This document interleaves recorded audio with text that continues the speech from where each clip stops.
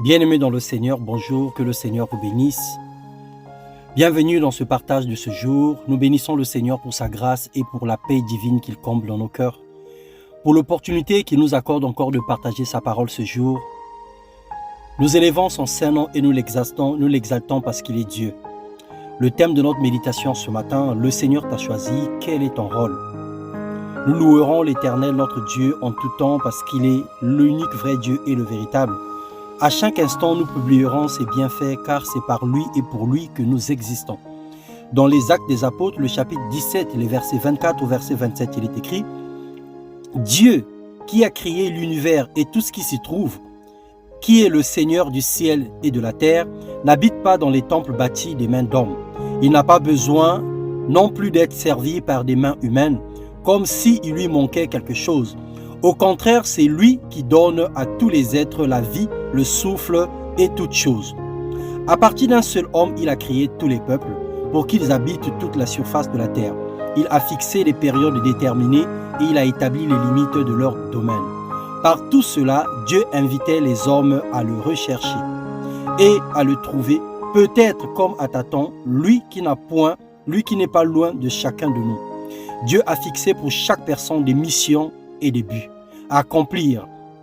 L'expression de la reconnaissance voudrait qu'à cause de toutes ces choses, que chacun de nous se lève pour faire sa volonté, car nous sommes l'ouvrage de ses mains.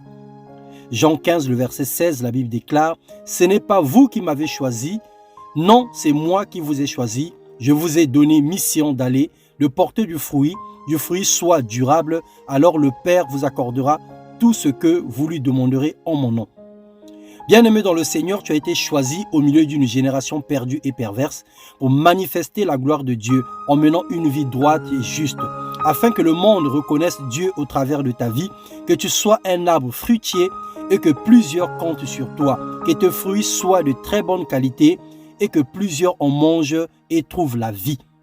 Prends conscience de ta place sur cette terre, du rôle que Dieu veut que tu joues. Manifeste en toi les desseins que l'Éternel a enfouis à l'intérieur de toi. La Bible déclare que la création attend d'elle la manifestation des fils de Dieu. Tu es fils de Dieu, tu es fille de Dieu.